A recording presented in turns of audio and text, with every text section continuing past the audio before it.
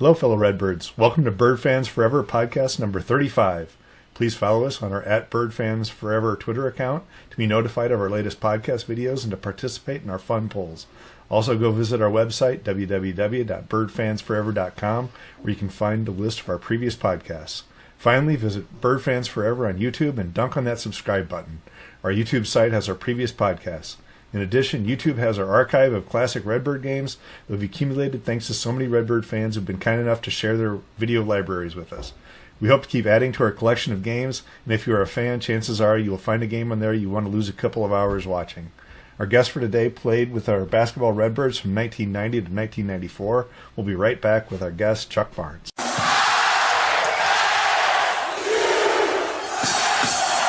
And welcome to Bird Fans Forever, episode number 35 with Chuck Barnes. You might also know him as Charles Barnes, so we call him Chuck. The program probably listed him as Charles. He played from 1990 through 1994, so he was on the 90-91 season we don't really talk about, but we'll laugh about. He's on two conference championships teams, the 92-93 and the 93-94 team. So we're going to keep going. Chuck, how you doing? I'm doing well. Thanks for having me, John. This is awesome.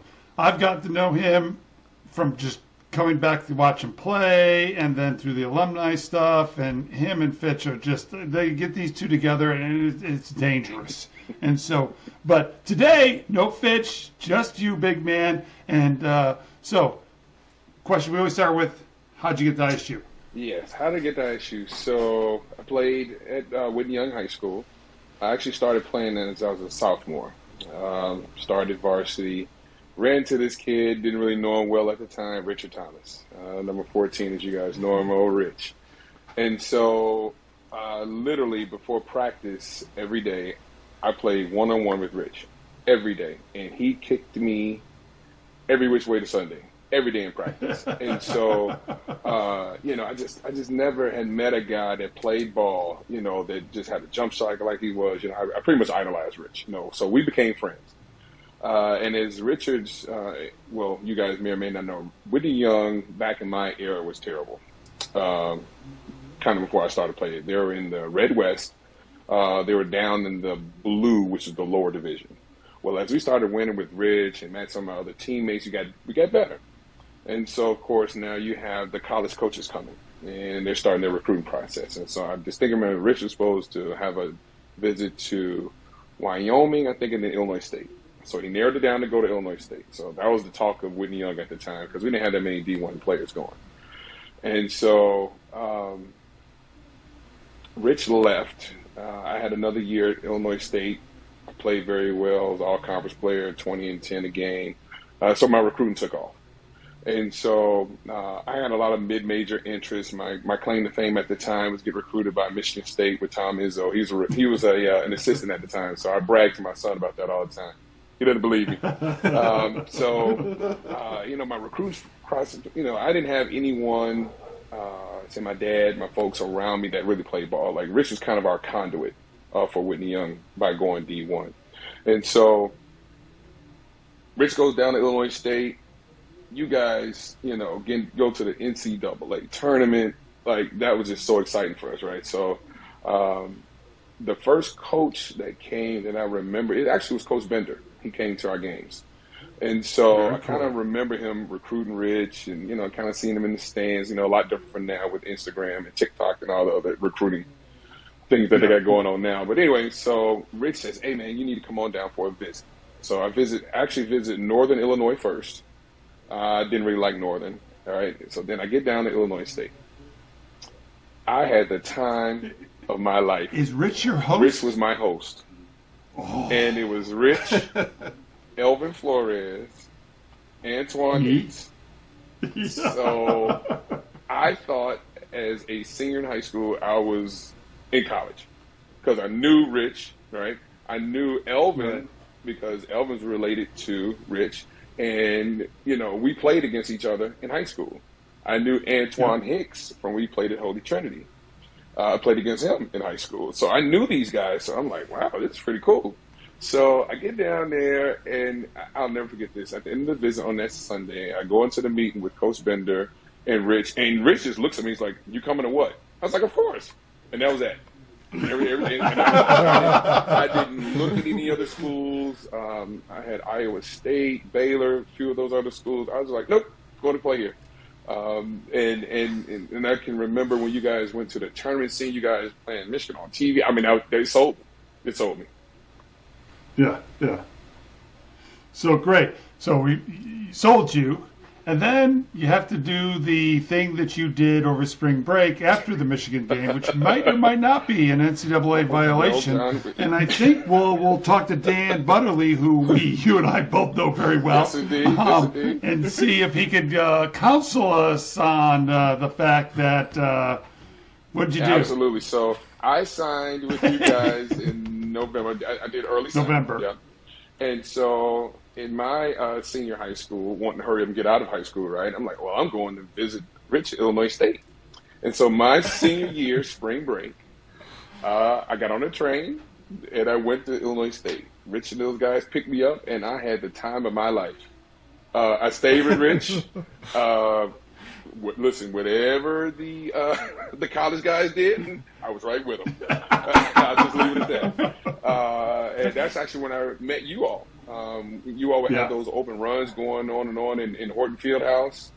I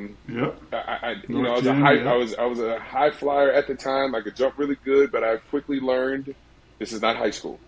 I actually remember you and Big Rick, driving in the lane, and I remember, this was a little tougher than I thought. Let me hurry get through the game. Let me sit down. I'm a rookie here. Let me sit down to the big boys. And Rick Johnson, that's when I first met Rick Johnson, and he was talking so much trash. I was like, these guys, this is intense, and that even made me want to come even more. Ricky Johnson. Yep, Slick Ricky. Yep, Ricky Johnson. Yep. And then Rev, I don't even know what Rev's real name is. His nickname, Rev. William Anderson. He is my lifeline as a freshman. Yes. He was a senior when I was a freshman. And they were talking. I was just like, this Illinois State stuff, this is it, So, but I stayed a whole week. And I talked about that experience when I got back. All my friends were envious because I went to college, for a week. So, Dan may have some issues with that, but you know what? That was in the 90s. We're going to let that by. The statute of limitations has passed. We're good. Yeah. Since you're an officer, officer of the law, you understand statute of limitations. That's right. Yeah, long gone. Let's talk about this. Like in your recruiting trips, when you go down there, you guys were talking about this off the air, but let's talk about like how practice was when the recruit showed up. Okay. Yes. And then how they treated you for the games, like you were royalty and stuff like absolutely. That. Like you got to watch the game. So before I signed, we did come on an unofficial visit, my friends and I. And we were sitting behind the bench. I remember what game it was, and you're a high school kid, so you don't know no better. We had Penn State jackets on and hats. All four of us. My buddies didn't even come to Illinois State. We just drove them down there. And so we went in the locker room, we saw the game, the pre-game prep. We saw the warm-ups. I think we did actually make a practice one Saturday. Oh, it was light. I'm thinking in my head, I got college licked. There is no way I can't handle this, right? And so, the red carpet was definitely out, went to pregame meals, we ate a little bit. I was like, this college is cool. We don't have this at Whitney Young, but it's fine. And I tell you, I should remember this. August 1st, 1990. I do remember this. We have, Coach Bender calls a 6 o'clock run, conditioning. It's the first day of school. I still remember it to this day. I stayed in Waterston Towers. I remember walking to the track behind Horton at about 5:30 in the morning, and I tell you, about 7 o'clock, I wanted to quit. That is a true story. I have never run that much in my entire life. And then I think we went to the weight room too. And at the time, I don't even remember our strength coach name. We changed like 2 or 3 of them. But I remember that was the first time I met Ruben. Yes, I met old Ruben, and I distinctly remember treatment. I hated treatment. Like, he brought that up the first day, and then of course for the next 4 years, me and Ruben were best friends. But getting back to your point about how they treat you when you're being recruited, and then once you sign that line and you get to practice, the world is daylight and dark. So you were laughing, and we all the time. October 1-5, right? Yes. The first day of practice, right? And we were laughing about this. October 1-5. It is 6 hours of 100% Yes. for the next 5 to 6 weeks, whenever your first game is. And if it's like I got a game, we have a game of yours of you playing Lewis, which is a Division II school. They didn't lighten up for that game because that's an exhibition. Right. They'll only start to lighten up when we actually get to a real game. But like we said, when we'd see a recruit in the gym, we'd be giving each other high fives. Oh yeah. Potatoes, right? We'd be bumping fists. We're like, oh my We're good God. today. Practice isn't going to go 2 hours. We're going to have to go to the weight room. We're going to shoot at least 25 minutes worth of free throws. This is going to be a cake. So we're going to go from 6 hour practice, shooting free throws maybe 10 minutes every hour to get water, to a 2 hour practice. So laugh, right? Definitely. It is laughable. So you come out of that losing year, and we were just talking off air, right? Year 4 nucleus, Vandegaard, Wimhamer, Taylor, and Barnes, right, become the nucleus, right? You have Richard Thomas in there. Now you guys know how to win. You know how to, you're sophomores, you've hit the weight room. So let's talk about getting screwed out of 2 NITs. Yeah, certainly. Which is a horrible way to play. Yeah, it was, especially the sophomore year. So we finally figure out how to win. I think being young, inexperienced players, going through that 5-23 season really taught us, one, humility, and then second, hunger. Knowing that we don't want to go through that again. So we did spend that entire summer in the weight room. We did kind of form a bond going into that sophomore season. So, we go into win streak, and I don't look, I'm old now, my brain, my mental bandwidth is kind of, diminished. But I do remember distinctly we're at home cutting those nets down. And it was one of the best feelings I think I've ever had as a young ball player at that time. Just to be able to say we literally came from the bottom of the barrel. So now we're on top. Yeah. And, of course, it wasn't enough. We lost in the Valley tournament, so we didn't get that automatic bid. But we were helpful, getting into the NIT. We were all, kind of had the little watch party going on. Like, surely, our strength of schedule would have gotten us in there, and then, we got shunned. And so that was very disappointing. So, of course, you carry that disappointment into the next season. So, championship, but now we're juniors. So now we think we really figured out how to play. And so, we've added a couple of pieces. Steve is there, Rich is there, we're rolling. We're doing really, really good. Again, we did, I think we were co-champions my junior year. And we ended up losing to Southern in the Valley Championship game. But we just knew at that point we're going to the NIT. And I still remember this. We go home for break for like a couple of days. And I remember Coach Bender saying, all right, we need everybody back at normal, whatever time frame, right? And so I still remember Steve. Steve's like, I ain't coming back. I'm pissed. They screwed us last year. They're not going to give it to us. And Steve didn't come. Yeah, Steve didn't come back. Yeah, he did not come back. And I still remember that. And I'm thinking, man, it's like, did he know something we didn't? And then, of course, we found out, later on we didn't make it. And so, there was our disappointment for the season. But we definitely thought, both years, we could have at least gotten an NIT bid. And the way the rules are now, if you finish first in your conference regular season, you get an automatic bid to the NIT, which is, that rewards the regular season champion, and it makes sense. It does. So, absolutely. Different era. Yeah, different era. Yeah, but I do remember, and I remember Coach Bender. He was so upbeat about it, and he just knew we were going, and so we're all excited, and then what happened. But one of the things you guys accomplished, and people it's remarkable to go from last to first, right, in the regular season to first. Yes. That is unbelievable. Yeah, it was a huge turnaround. Okay. Yeah, and I tell you, I still kind of remember that rings in my head with Coach Bender. He'd always talk about going through adversity. He'd always talk about that. We're going through an adversity time, but we would come out stronger for it. And now that I have a young son or a son playing basketball now, I kind of preach that to him. Like, everything's not going to be given to you. You're not going to come out on top all the time. You're going to get knocked down. It's how you respond.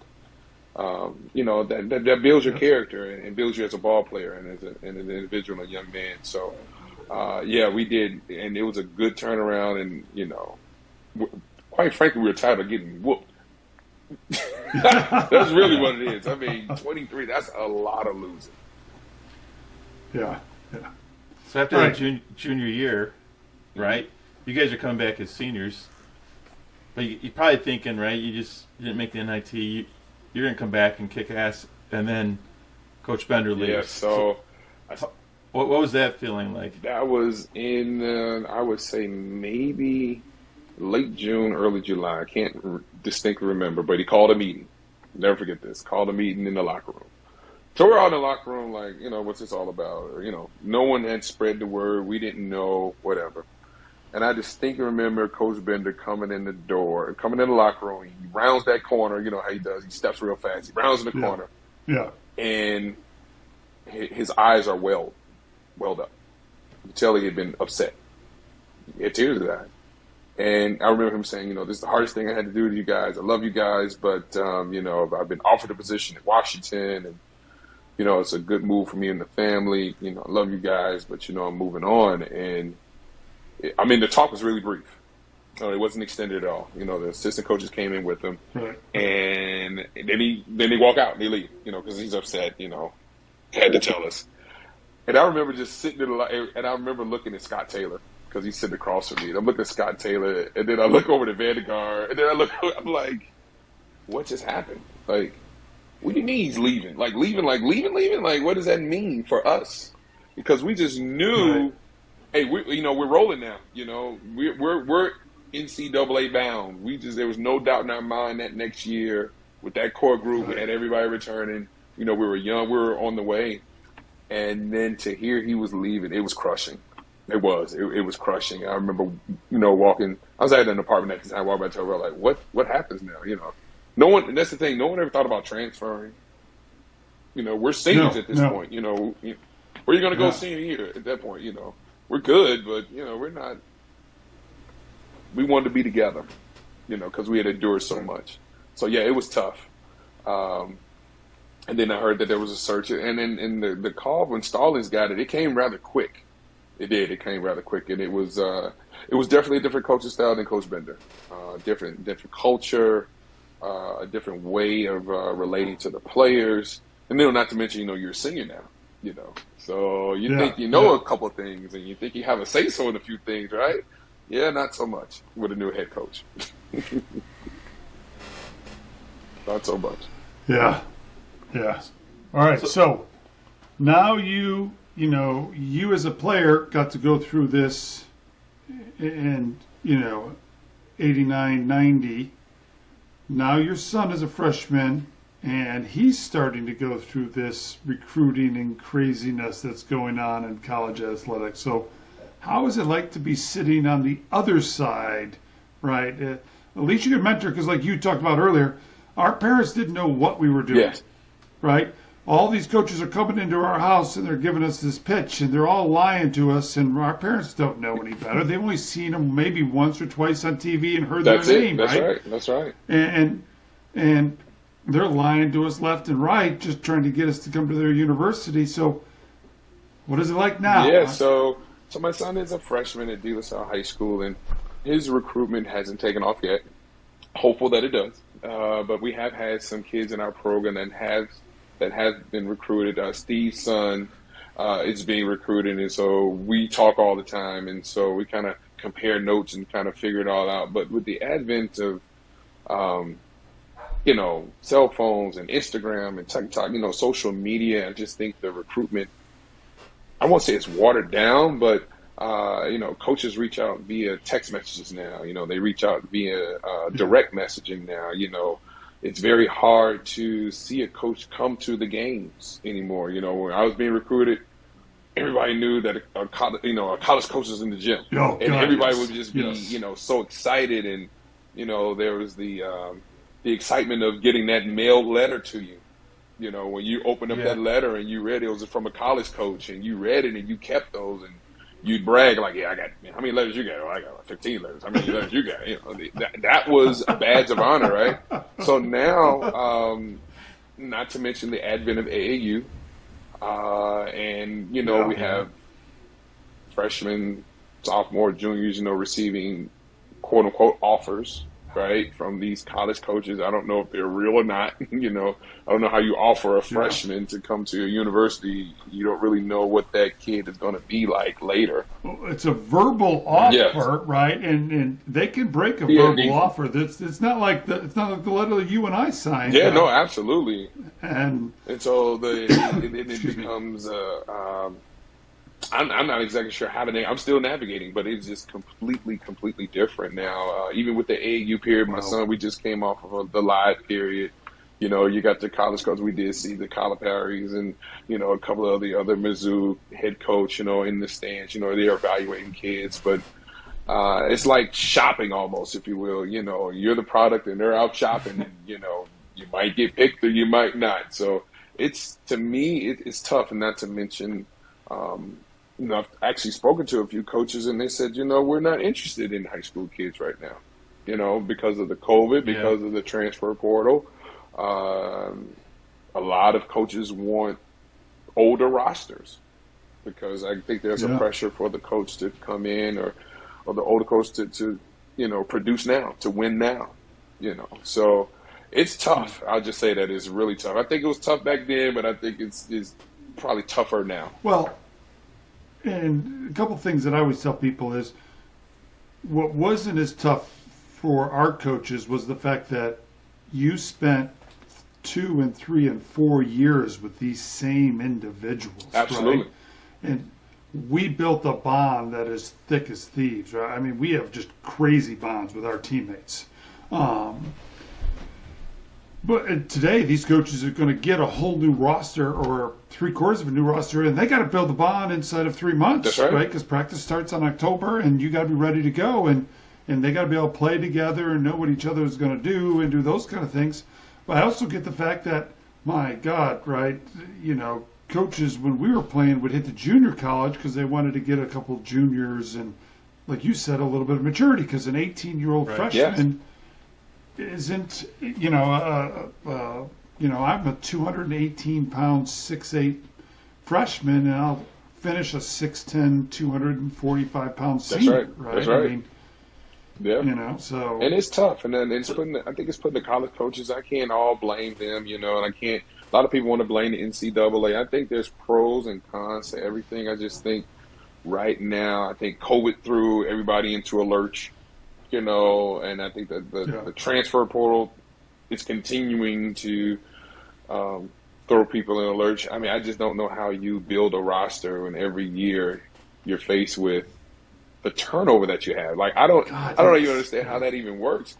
Like right now, I mean, John, I didn't even play with you, but I have that bond because you were around so long. You'd come back to the school. You're, the podcast Redbird for Life, right? How many college athletes can really say that right now? They've been to 3 schools. You and I would play in the North Gym. We played in the North Gym after we were done. After we graduated, right? Absolutely. All of a sudden, you get a call, or back in our day, a call. Hey, man, third Sunday of in May, we're all going down to Illinois State, and we're going to run in the North Gym for 3 or 4 hours. We'd all hop in cars and go down Saturday night and party, and then we'd go run hungover and talk smack for. That's the whole reason the podcast started, because we would be sitting in the North Gym. How many times isn't a guy standing there in his socks and his shorts, standing up animated, telling some stupid story? That's it. That's right. Right? Absolutely. At the pub, the stories, at somebody's apartment, all of us got our feet kicked up on bad couches in some bad, college apartment in Bloomington or Normal, and with a beer, telling dumb stories. Yeah, right? That's part of the culture and the experience, and I just think that's what the kids are missing out on. They're missing that, I know AAU is very popular right now, and kids jump teams and things of that nature, but there's nothing to me. I just think high school, college, your teammates who you grow bonds with, and you carry on until your adulthood. That's to me the ultimate college experience, college basketball experience. Totally agree. Hey, do you like the Twitter template these kids use for like when they're transferring or when they're committing to something? I always like this one: 100% committed, and you want to reply for now, right? You have an asterisk by there. An asterisk. 100. Yeah, I want the first kid to be truthful and say 100% committed, then parentheses for at least 1 year. For at least 1 year. Yeah, that's like for at least 1 year. That's it. I don't know how it all shakes out eventually. I know there's a lot of politics behind it. I know there's money behind it. The whole John, could you imagine having an NIL deal back with Donald or Bender? I had an NIL deal. All this stuff is. I think the landscape is new and it still has to be navigated. But I'm just hoping, at least for my son's sake, by the time he graduates, it's all we'll figure it all out. I think part of my son's picture gonna be, we'll be here. Like, I don't want to sign it when you will be here. Like, you take a chance on us, we'll be here. Because I believe in loyalty. I believe in building a team. I just do. But that's not the way of the world right now. So we gotta adapt. That is not. Yeah. Hey, we have to ask you one question, but this is for you and your son. Okay. Which program, Whitney Young or De La Salle? Well, that's a tough one, right? I am a Dolphin. Chicago. Yeah, I'm a Whitney Young Dolphin fan. That's why I learned to play. I'll always have allegiance to them. But for De La Salle, I really like our head coach there, and he's building and he's trusting my son, and he's doing well in that. So I got to let him forge his own way. God, yes. Yeah. I let him forge his own way. I can't listen. I've done all of my stuff, so now it's his turn. Chuck, after you graduate from Whitney Young, you make your way down to ISU. You've seen a sneak preview how easy the practices are going to be. You're in there with a class of 5. Let's talk about that first year and the adjustments that you had to go through from high school to Division I college basketball. It's absolutely. Well, as most high school seniors think, myself included, you think you know how to play basketball. You think you know how to play defense. You think you know how to shoot. You think you know how to run the floor and, all the things that go along with it until you get your first college practice, which for me was a culture shock with the intensity, the amount of talking, just, I didn't have, in high school, I had one coach, get to Illinois State, I have a myriad of coaches, right? And the head coach is yelling, and the assistant coach is yelling, and the manager's yelling, and then your teammates are yelling, and the upperclassmen are yelling at you because you don't know what you're doing. You're lost in the drills. So, it was an experience. But going through it, it was hard, but I did make the adjustment quick. I did because I just, there was nothing else to do. Your time was in the gym, But what made it hard for at least my freshman year with the 4 freshmen I came in plus Reggie was at the end of our season, we were 5-23. And losing those many games, now that I'm an adult, I kind of understand what the coaching staff is trying to go through to teach us and try to teach us how to win. But it was tough. Like, I can still remember being in practice just going like, what are we doing wrong? We're doing everything they ask us and we're still losing. All the motivational speeches, we believe in them, and we're still losing. All of the lineup changes, who starts, who's coming off the bench, the shuffling of the players, and we're still losing. And so it was a challenge because I had come from a pretty successful program with Whitney Young, and I thought, Illinois State, you just had just come off the tournament. You guys were rocking and rolling. So, in my mind, I'm like, well, we're going back to the tournament. And then, you got these losses that were piling up. Of course, until we did end up winning our first game, that Indiana State game. Pemberton kind of brought me back some memories when Cagle hit that shot, and, we thought we were on our way. I think we won 2 more, and that was it. So, but just learning. But the takeaway from that my freshman year was just learning how to go through adversity, like really understanding what that meant. Really understanding that you can sometimes do your absolute best and still fail. But we grew in that year, especially those freshmen, my teammates. We grew in that year, and then the next year we come back and win the conference championship. So actually 2 years in a row. So, but it was tough. So there's a couple things that happened. You started hitting on it. So you win 5 games, right? And you have 2 win streaks, which is hard to do with only 5 games. You guys won 3 in a row, okay? And then you ended up winning. You had a 2-game win streak, but that second game of that second win streak was pretty special. It was very special. Very special. We broken the code, like learned the code, like we figured it out, like finally, we got it. All this hard work and changes and motivations and getting your uniform taken away from you, and we went through it. Like I think that coach's staff went through every trick in the book to motivate us to keep. I mean, just think about it like now. Could you imagine a team going 5-23 and those kids staying? No. They did everything to help us. Film breakdown, film study, individual work, teamwork, the long practices. We did it all. Taking other uniforms, one pair of shoes. Like it was, they ran the gamut, and that second win, we thought we were on the way, but not so much. So one of those 5 games was against Chicago State. Yeah. The Chicago State. And you may or not have known some of the players from Chicago State. We did. Being from Chicago, a few of those players. I still kind of remember this. So pre-game, of course, we see each other. Competition, you're going to talk a little bit. We're going to come down there. You guys, haven't won anything. We're going to come down here and whoop you. Okay, that's fine. And then all of a sudden, I just remember we're over there to the left of the home bench.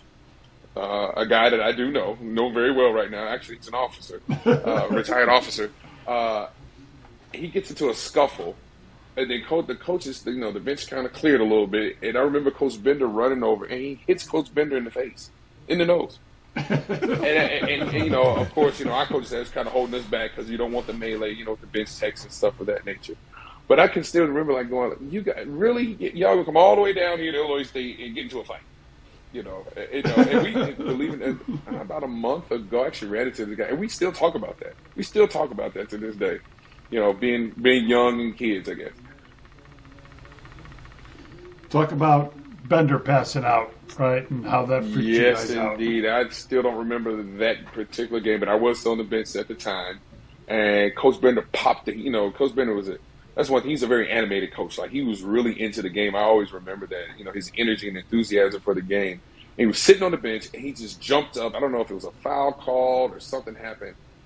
And Coach Bender's eyes just rolled in the back of his head, and he just fell face first right in front of the bench. And so everybody just had this pause, like, so what do we do now? And like, okay, he had a heart attack. Like, what's wrong? Because I mean, John, you guys have been around. He's energetic, right? He has fire in him, and he's just always upbeat. And I just never understood that. Jumping and hollering, screaming. I mean, that was just his coaching style. Yeah. And so he jumped up and just passed out. We're like, what just happened? Kind of find out he was all right later and everything, and we tease him about it a little bit. Not too much, but just a little bit. We nudge him about that every now and again. But that really, 18-year-old kid, your head coach just passed out in front of you. You're thinking like, wow, we done killed him. Well, and Coach was sweating all the time. He was. I mean, literally, he'd come into the huddle. Invariably, I was sitting in the middle, and everybody's, and I was sitting there, and I'd look at him, and then all of a sudden, Butterly or Rainwater or Father Time would throw a towel into the middle, and he'd grab it, he'd wipe his face down, and then he'd keep drawing on the board, and you'd be looking at him going, I'm not sure I'm that was I don't know. Yeah. He wouldn't have made it through the COVID years, I tell you. He wouldn't have made it. No. He wouldn't have made it. No. So Chuck, that very last game, something happened. There's a stat that didn't happen for 30 years later in ISU. So I don't know if you know this, but 3 freshmen started for Illinois State, and that didn't happen for 30 years thing. So you, Vandegaard, okay, and Scott Taylor started. Okay. And it wasn't until 30 years later, in 2021, Andrews, Fleming, and Sissoko started. Okay, and I think the reason why they started was that was during the COVID year. COVID. Everybody else was sick. Right. We only had six. We only had six. We had one person on the bench, and Dan had to pick 5 to start. And he's like, eeny, meeny, miny, you're in. Yeah. That, and they were playing back-to-back games, and they did so bad against Loyola that the game before he got pissed and started the 3 freshmen. Yeah. But, I did not know that. So it was a learning experience. So you guys, and you might have had 3 starting before that, but that was the last time, 30 years prior to that, 3 freshmen starting, and then throw in Richard Thomas, who was a sophomore. It was a really young we're team. very, very young, and the learning curve was just, losing all that experience from the year before. Just knowing what I know now, just having no idea how basketball really played. You lost tough. Scott Fowler right before and the you first lost game. Scott Fowler on the last play of practice before going to Absolutely, and I do distinctly remember that. I remember we were so excited. We practiced really hard. We were about to get on the bus, and we did. I remember Scott when he hurt his leg, or his knee, I should say, and everybody's hopes were just crushed. It really was, because Scott was our anchor. We could tell right then. Scott has that. He was a redshirt senior. We relied on Scott, and Scott was our.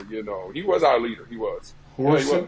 He was in your horse in the middle, Absolutely right? He anchored down that middle. Absolutely, and I can remember making that drive to Dayton, and to this day, I'm still kind of shocked. I just remember those red threes that they raised every time they hit a basket, every time they hit 3-pointer. And I'm a freshman going, what is this? What is going on? Yeah, Dayton Flyers. Yep, absolutely. Yeah. And Scott, because Reggie, I would argue with anybody, is not at 5. He's a true 4. Yep. Right? Where Scott could do 4 and 5. At 6'6", he wasn't quite a 5, but he had the strength. Down there. He had the strength down there. And, we gave up, a good 30-40% of our rebounds down in the middle. We just did. Yeah. Absolutely. And so Scott cleaned the glass for us. So without him as that anchor, we were devastated. All right, Big Chuck, this is where we wrap this up. Floor is yours. How do you want to close? Certainly. Well, one, thank you guys for having me. I had a blast. Just remembering, you don't really. I think the biggest thing I take away from this is when you're going through something, kind of be in the moment, because if you don't have that recollection, like John, you're bringing up stuff that I hadn't even thought of until now. With the conference championships and that going from last to first and those things. So those listen to the podcast, please be in the moment. That's number one. Number two.